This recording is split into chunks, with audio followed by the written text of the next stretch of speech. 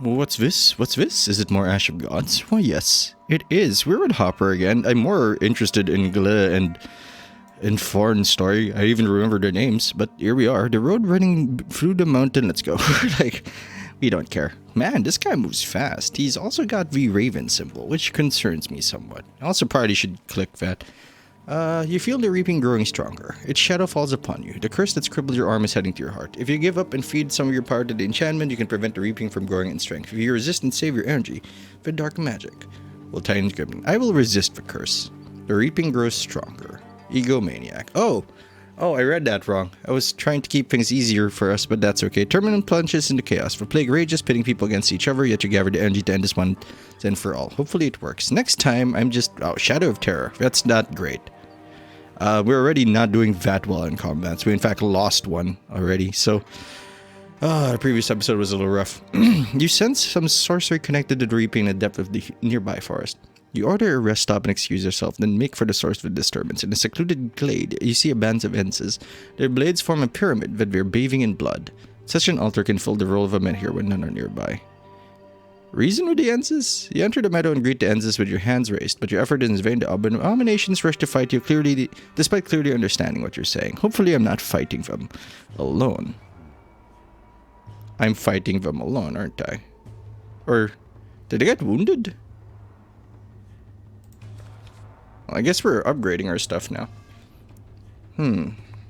Mental Blast. Random enemy unit, no thank you. But it is like unique and stuff. What do we do? Refined Mastery, Circular Hit, cooldown 2, Energy Surge, more energy, Circular Hit, more attack. I mean, these are both Circular Hit upgrades, so I don't know which one I actually want. Plus 2 energy is pretty good. That says, does anything we do cost energy? This Circular Attack does, so I guess this is fine. Let us enable ourselves. Where are my friends and why aren't they with me? Oh, because I excused myself. I guess we're fighting now. So this might not end well for Rowley, for Hopper, especially since I just accidentally increased the difficulty of the game. I should have just given in to the curse. I mean, this also lets us fight more, so I don't know how to feel about that. Also, we're walking on the skulls of the dead. Sure is a lot of shit here. What do you do? 19, 19, 19. You're all the same except with different colors. That's kind of neat. Yeah, I'm okay with just running into them. I'm just gonna... Can I want to pass because I don't need to fight. Let's remove here. So this is safe. That square should be safe. This square is safe. We just let them walk to us. Also, Mental Blast is great. Whammy! Wait, did it say random and actually showed us who we were gonna hit? Yeah, it did. That's not so random. Not too random at all. I wish we had more skills. Oh shit, I have to keep going. They're just gonna bombard me with Bible questions. I think we can move here. And then give him the old smasheroo. Yeah, we can give him the old smasheroo. This will kill him, but also cost us a lot of energy. And it has a cooldown. But it will also remove him from the equation. And I don't think we're going to get surrounded in the next 2 turns, so that seems alright. Hopper's going to die. I don't have any way of healing. Mental Blast. Oh, we hurt him, and now we can use something that gives us energy back. I want to move here so we can be more aggressive, be aggressive. Face Smash.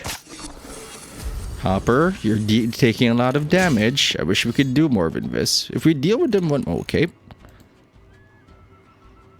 We can't do Circular Hit, but we can keep him from doing anything relevant for a while. He's not going to move now, though, because these guys, they're going to move because his turn is taken. So we can focus on attacking his health and then pummeling him into smithereens. Smithereens being the official term for killing people. I'm going to move here. The closer we are, the better. Mental Blast. Wait, does it actually show us? Yeah, it's gonna hit that guy. Let's see if it's correct. This is so silly. Very happy we picked up Mental Blast, by the way. And slicey, slicey. Well, he's gonna hit us really hard, and then we're gonna die. Yep, we are pretty close to dead. Not a fan of this outcome at all. Since we can reach him, I don't really feel the need to make him feel better about himself. I don't have cards, I think. Come closer. Yes, so you've moved, which means I should pummel this guy into oblivion. Or use this. I have no other moves, right? Can I look at his cards? No, I can't. So Hopper is going to take a beating. Nobody wants to see that, but at least we can limit the damage he'll do. By making sure he doesn't have any stats at all. Thank you for attacking my energy for some unfathomable... Okay, hold on. I can't do this. No, yes I can. So you can try circular hit and survive the day. Either works. Well, we didn't die. Net positive. As the last Ents falls dead, the blood on the shards of lances begins eating through metal like rust. All the Ents' blades are quickly reduced to dust, leaving you strangely relieved. It's as though some of your curse disappeared when the Reaping's magic. That's good news, but you shouldn't stay here. You need to get back on the road. So we've reduced our curse, so every time we see an Ents, we should go ahead and just murder them. So taking on the curse doesn't make any sense now, because we always have that option. I can reduce this for some reason. That shouldn't be. I'm just gonna leave it be like that. Where are we going? How soon will Thorn realize that menhirs do not cure in reap time? You should intercept him with a double menhir. So we have two options. We can go to the Berkana village or to the Outlaw's Tower. I think this is where we went last time. We're just following in his footsteps. 1, 2...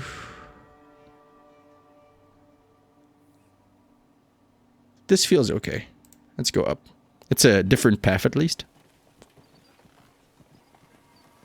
We're never going to make it to him. But we have been sleeping a lot, so we should be fine. Ake. Ake raises his hand and you stop. The giant responds to your inquisitive stare with a grin. There's a ruined tavern nearby, which means my hiding place isn't that far off either. Left some stuff there a couple of years ago. Had to drop off some loot so I could travel faster. Who knows what you might need in times like this. Wait here. Scribe. I have a name. It's a fake name, but I have it. You shrug as Ake disappears in the forest. Everyone has a past, and the giants is not something you want to bother with. Nobody gives a shit about anybody in this game. Thank you. That's so relatable. Why would he call a ruined tavern the ruins, though? Maybe that's what that eerie hag's clue is all about? Your thoughts are interrupted by Ake. The giant seems flustered. Can you believe it? There are actual bandits in the forest drinking booze with a captive tied to a tree. There aren't many people, but the meadow is like a herd of pigs mucked it up. Well, I guess they are pigs. They were so hammered they didn't even notice me, and I'm hardly inconspicuous. I decided against going to a fight without your orders. Good reason to start thinking. Oh my god. It'd be great to investigate in the ruins, but what about the bandits? Should you ask Ake to kill them all? Should you avoid the risk and wait until they're gone? You can also wait and strangle the drowsy bandits at night, one by one like kittens. All this trouble will only pay off if there's actually something in the ruins, if you can really call a ruined tavern like that. I will attack them now. Ake greens like a predator and asks you to wait. Soon everyone disappears into the forest. Thanks to them, you don't have to run around the forest looking for drunk bandits. As much as you'd like, you cannot make others do all your work. Minutes later, the meadow is swarmed by some suspicious armed people. They stare at you, you sigh, drawing your sword. Oh, it's nice of them to give me levels as we do this. More energy means more iron. I want to do more of this thing, but I don't think we can. Cheaper cost. I think this is still better. Yeah, that's still probably better. Yeah, I mean, a cheaper cost move is okay, but since we can just pump up the energy on our base attack, on our energy generating attack, I think that reduced cost doesn't gonna matter all too much. But it could build up to a point where we don't need any energy at all to use it. But that's like 10 levels away, so I don't know. Good God, why am I alone? That's an archer. That's also an archer. This is better. I feel, because it'll let us... Yeah, it'll let us go here. And I can circular strike into them immediately. Circle strike. Okay, let's do this first. Whammy!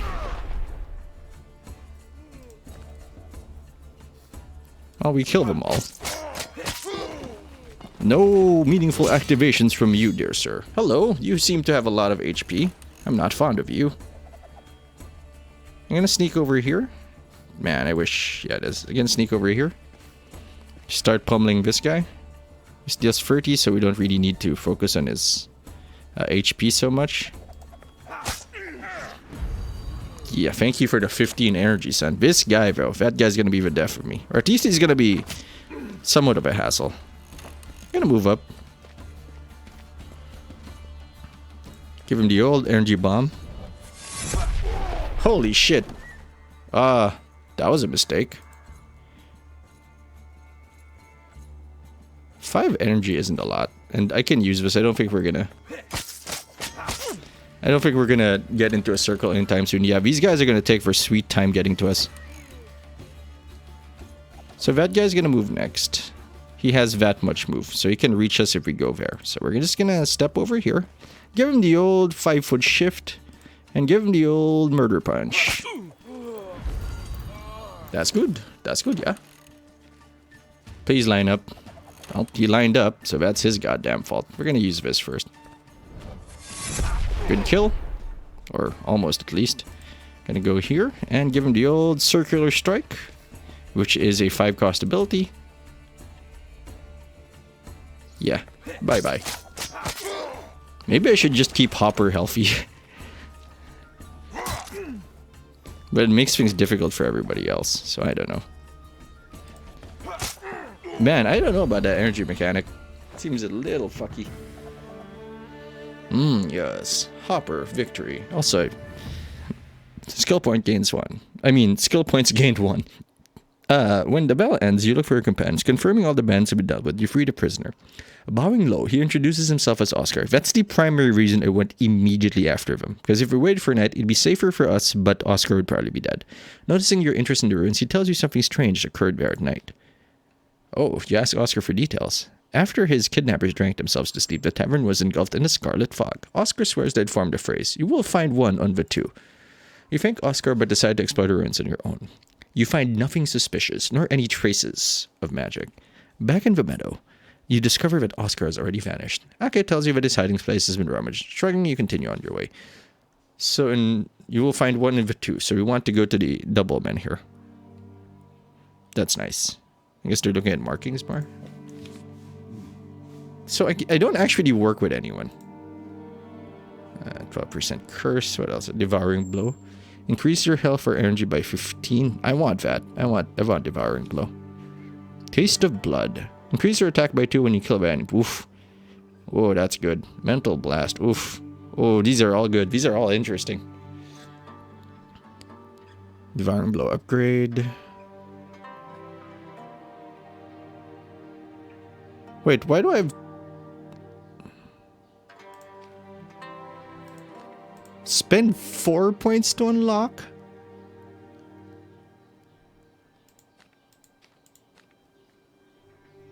Pass. We're not gonna use it. I wanna get devouring blow. Maybe, I'm not sure. It's a good single target ability. Black Fell. We can go to Puppy Ford. Low enough for a dog to cross, but too high for a puppy. Outlaw's Tower.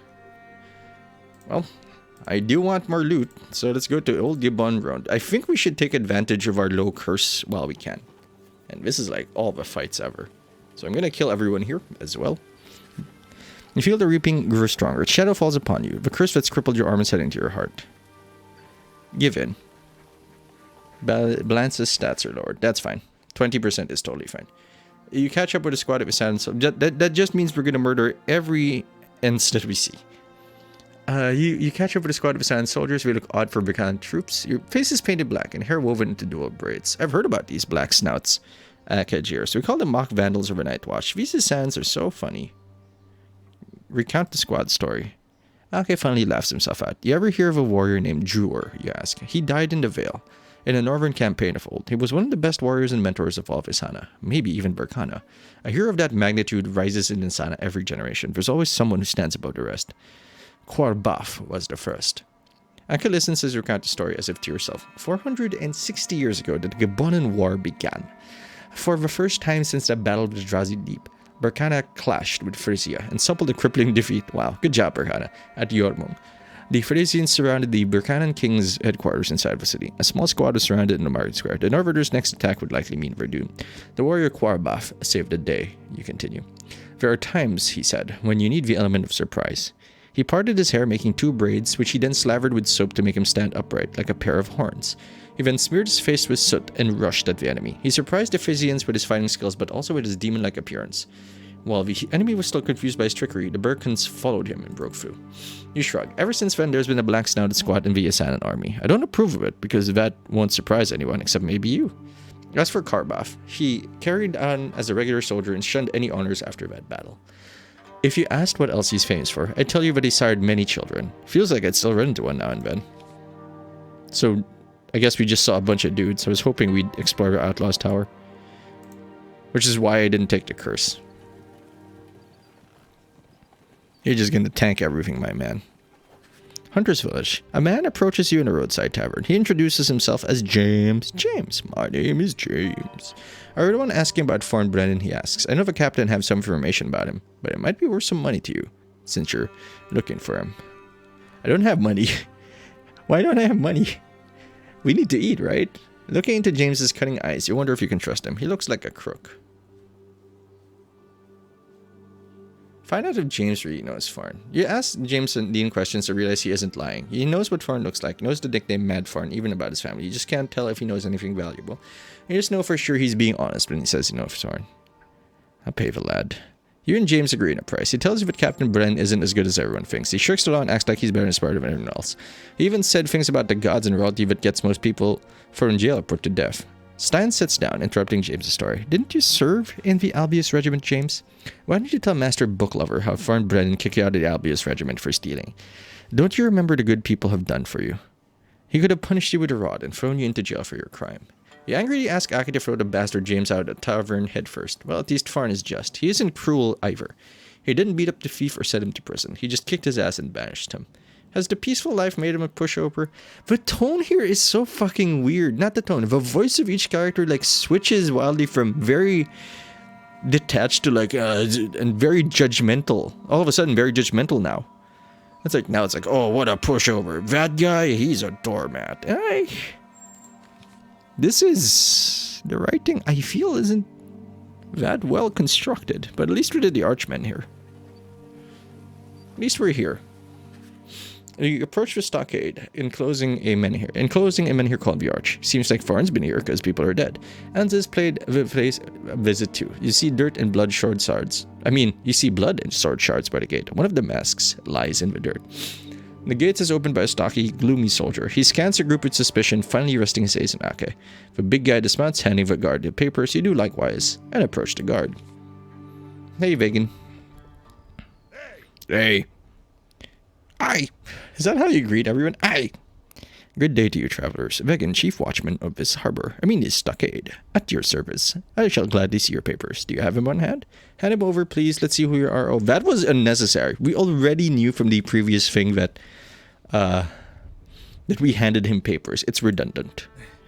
Oh, that's not helpful.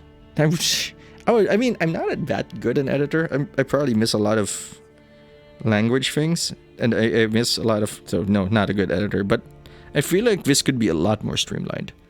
Oh, that's not helpful. It's probably not the first time you've seen Prince Tree's seal. Are you going to pretend you don't even know who I am?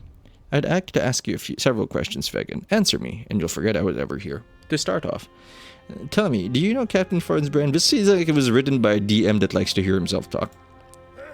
True. I must abide by the seal of yours, but it's no excuse for threats. I've seen much greater threats, and so has my ancient comrade Farn. He passed through here with certain company. Helped us fend off the Enzas, he did. Did Farn have a blown green-eyed lad with him? Yeah, I saw someone like that. Looked mighty like Prince Ho. Mind you, I hadn't seen him in a long while, but the two lads have a lot in common, I swear. What's Farn's company like? Is it all warriors? Who knows? It's not like I bumped my sore ass from the cell with him. They fight well, and the rest remains to be seen. One of his men turned out to be rotten, caused me a lot of trouble, but Farn, he protects his people. Coughed up a pretty sum for the fool, so everything has been settled. Did Farn lose any men with the fight with the Anses? You could say so. One of his veterans was corrupted. We buried this Krieger on the hill outside the stockade, not in the local cemetery. The villagers are pious. They don't need something like that near their homes. What do you mean by corrupted? You're not making any damn sense. What was wrong with this Krieger? Will you tell me or not? I would if I knew magic like I know my rig and tackle. That's his penis. As it stands, I know shit. That's untrue. If you're so bloody curious, go have a look at yourself. Maybe the gods cursed him or some sorcerer corrupted him. Do you know where Farn was headed to? He asked the way to Ursus, so I gather that's where I was going. From here, it's either go to Ursus or go home. If I heard him right, he went to visit the men here there. Who did he ask? Did he talk to anyone else in the stockade? I am the only one here. The most compelling story is Farn's because he's got a personal stake in it. We know exactly what he's got in it. He's got limited resources. So it's a very relatable problem. Meanwhile, Captain Anime Lo Feng is surrounded by beautiful women, none of which he wants to fuck supposedly, but who can trust him? He's an unreliable narrator. And we got this guy, who really should be saved for bigger events rather than actually just walking around. He's a good Raven dude character. He's a good Obi-Wan. He's a good like outsider point of view, like the heavy, someone that pushes the plot. And here we are seeing him at his most menial. I am the only one who knows here. He spoke only to his companions and maybe to the merchants. No, wait, there was someone else. A seer. He calls her Chila. There is a tent by the man here. Chila herself has vanished in. Interesting. It would be worthwhile to check the tent. It's not every day that you hear about vanishing seers. I have no further questions. Thank fuck. We have no injuries, because apparently you can't get injured or you lose. So red means going somewhere. Let's talk about the seer.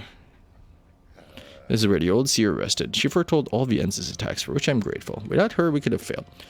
The seer had spoken to Farn and disappeared while we were fighting the Ensis. She left somewhere for centuries behind. Her tent is still there.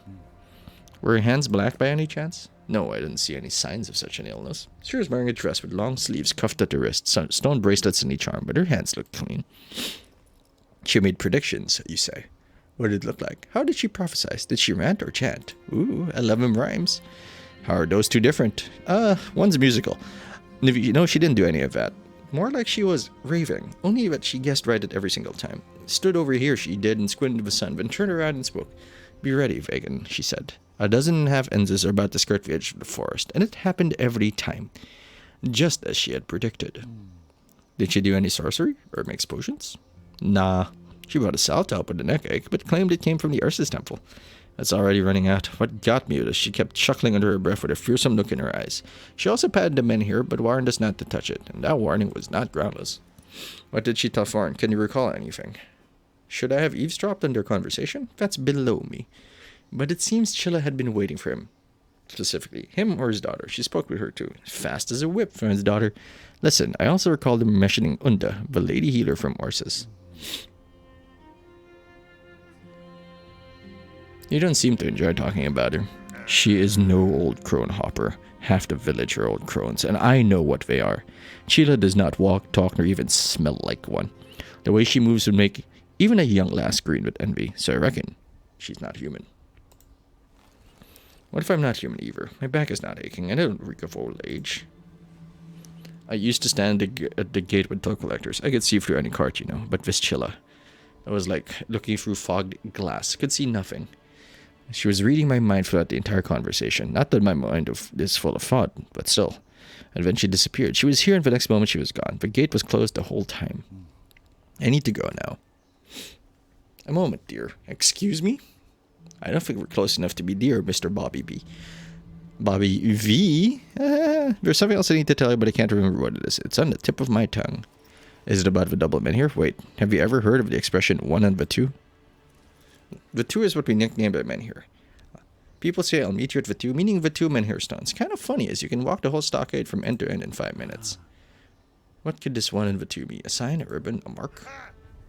Over damn complicated, Sheila. The moment you said Blance, I remembered something. She didn't just pat the menu. She scratched something on its service and told me to mention it to Blance whenever you stopped by. Will you go and have a look? Wait, did I tell him my real name or Blance's name? Or is my name Halper Blance Rowley now? Could be some kind of curse. It's too late for me to steer away from curses. I need to think this over. I'm gonna go look. Hobbling, Vegan walks to the men here with you. I asked her, what's the use in writing something nobody can see? And she said, Unda knows what she is doing, even when she is scribbling on dungeon walls. Whoever it's meant for will read it. Even if they don't, the inscription will vanish in a couple of days anyway. It isn't permanent. Could it be that Unda is that lady healer from Ursus? You brush Vegan off, make a mental note about scribbling on dungeon walls, and examine the sacred stone. Indeed, there is an inscription, but it's shrouded in mist, just like the one in the Albius Bell Tower, an inscription you still recall so vividly. I am gonna get cursed. The inscription is not easy to read. You will have to undo another person's spell. What will you get in return? The beginning of the phrase that will save you or a second black hand? I'll read it. You unweave the spell hiding the inscription. Before they fade away, the runes in the stone shine brightly and clearly. They remain etched in your memory. Take into yourself that which you can take, for there is no one else to take it. I got a skill. To the grave, to the grave. You decide to examine Krieger's grave and ask Vegan to accompany you. It seems that he would rather join a battle or risk his life in some other way. But he is unable to decline your request. Reluctantly, he leads you up a hill. You find yourself in front of a recent burial with a huge boulder on top. The chief watchman spits on the ground. This is where my boys and I buried him, a good long distance from the village. Should I have burned him, perhaps? Should have burned him, perhaps. When all this started, I thought that the white masked abominations with their strange swords were the worst horror in my life. I've changed my mind since. Ake shrugs. Why should I fear corpses? Fear of the living. What are all those stakes for? And a huge bloody boulder on top. Now we're going to dig up the grave and bring up the corpsey by Vitosi. When Krieger's corpse becomes visible, your companions recoil in fear. Even Ake turns pale. Vegan wipes cold sweat off his brow. You approach the grave and unabashed by the unsightly remains. Document what you see in their travel journal. The others look on in a blend of fear and respect. Once the drawing is complete, you turn around. Not a single word from everyone. Everyone looks at you expectantly, but their fears are theirs to deal with. Nobody gives a shit about anybody in this game except Thorn. A man of letters, a chronicler may look like he is out of his mind, but without curiosity, there would have been no chronicles. You see a beast, I see a victim of terrible sorcery. What is this? This cannot be Krieger. I've seen the man a couple of times. The thing in the ground is not him. It's some beast who's been buried a couple of months already. I can barely hold my dinner. Fear not, he is not dangerous. Shit, what was that? I didn't just fall off the turnip cart. I've heard tall tales of sorcerers and shapeshifters, but they don't exist. Do they? I didn't know this Krieger too well. They say he used to squeeze money out of honest merchants and wouldn't keep his word. Still, he didn't deserve such a fate. No, we don't, and this is not a shapeshifter. The fangs and talons are akin to the marks in people's necks. This reaping, I reckon, will be the worst one yet. Imagine an entire pack of such beasts. In a week, this hideous thing will decompose without a trace. Why is it decaying so quickly? I had to collect bodies in the summer heat once, but didn't decompose at this rate. That's the flip side of sorcery. You use spells to fashion a beast and imbue it with power. But power can only be drawn from the victim's flesh and leaves a gaping hole when depleted. I don't even want to think of who might have done it. What is that mark on his chest? A captain's insignia. What else? Krieger was the commander of young soldiers and captain of the guard in Albius. Oh yes, he had his captain's insignia. Fard took it. Almost burnt his fingers on it. That's how hot it was. This is both good news and bad news. It's bad that a Strix cannot protect you from this plague, but it's good that it does not absorb venom like menhirs do. You may rebury the corpse, no need for stakes. The locals believe they are very necessary indeed. Now, if it isn't too much trouble, please ask your strong man to roll the boulder back into the grave. I'll manage the stakes. Think what you may, but I don't want to scare them. Fair enough? Alright, Ake pleases. Everyone here seems like a psychopath. Everyone here... No, seriously, everyone here seems like a psychopath. Nobody gives a shit about anybody else. Only the side characters appear to have any real emotions, while the main characters are very, except for Farn, very assholish. Ake, please help us with the stone. There is no need to aggrieve the local folks. Let them believe what they want and fear what they fancy fearing. It does more good than a harm when the reaping is afoot. Fair enough. No trouble at all. Truth be told, I wouldn't mind having a stone like this upon my own grave when the time comes. Just in case. Foreshadowing. As you are about to leave the stockade, Vegan approaches you. I am no rebel, but I'll speak my mind. You are chasing after Thorn, but he has broken no laws and done no vile deeds. That is what I believe. You smile. These days, everyone wants to warn me. I disagree with the use of the second person. Because we're not really controlling them as much as we are. where this is more of a Mass Effect situation where the character is a mix of both. The characters, well, Hopper's character or anyone you're controlling is defined by the writers, but you get to choose how they express that character and the choices you make. That has not come across very well so far. In fact, it's as if he's psychotic because there's what Hopper wants to do and there's what I want to do. Usually there should be union in both. It's not that easy. You can't just whip up a story and hope that comes together. It has to be intentional. This does not feel like it has that intent or stitching. These days, everyone wants to warn me, but every other warning is a threat. I should probably get used to it. Let me bid you farewell, Vigan. I tarried here more than I meant to. Vigan, however, takes the reins of your horse, signaling clearly that the conversation is not over. With a sigh, you dismount. Is he crazy too? Am I gonna murder him? Hang on a moment. I have to tell you something. Old age has gotten me, not my back, not my knees, but in between. I remember, damn it. What do you remember, Vigan? Spit it out. It's unsuspicious to muddy farewells with talk. Who cares how inauspicious it is when the reaping is upon us? No matter how you spin it, it can't get any worse. Well, I just remembered something. You still have teeth? I just remembered something. Something Sheila said the moment she arrived. I forgot all about it in the subsequent turmoil, but now it has struck me like lightning. She may have been raving, but that's what she said. The wise will take to heart what the foolish will not hear. There are holes in holes. One bites, the other brags and moralizes. Talk to those who are eager to talk. Sometimes the tongue knows more than the head. That's this also. I guess talk more. I don't know yet, Vegan, but I'll think about it. Good luck to you now. Don't be quick to judge your friends, current or former, for that day is yet to come. I'll keep gaining skill points. You leave the stockades. It seems you have managed to conceal the shock of seeing Creever in his grave, but you are startled nonetheless. You admit this thing's more terrible during the previous reapings and times of turmoil, but it is only now that you feel trickles of genuine fear. This is the kind of fruit the last reaping brought elsewhere 1,000 years ago, and those ousted from there ended up in Terminum. Those were the omens of a dying world. Talons, fangs, and overarching desire to rip into your own kind. What does this mean now, the end of Terminum? Could it be the awakening of one who turned your own world into a blazing hell? Were the charms of the ringing bells perhaps protecting Berkana from that horror? You look at your blackened hand and find no answer. Your heart pounds heavily in your chest, filled with a feeling of inevitability. Hope is like the sun. It turns red and goes out. Should we wait for a new dawn? Well, at least it didn't take them forever to say nothing. So that's going to be the end of the episode.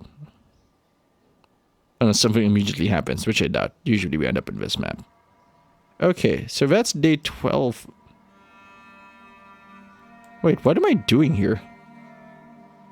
So, time is not a fixed construct, apparently. Do you want to go to that bread market? But we'll figure that out next time. For now, thanks for watching. Hope you enjoyed the episode. If you did, you can subscribe to the Dark Fluffy Cloud channel so you don't miss a thing. While waiting for the next episode, if you liked the video, you can share it, you can leave a comment, you can do all voice dice more. Or you don't have to do anything I say. I'm not the boss of you. I am Patinator, and I'll see you later.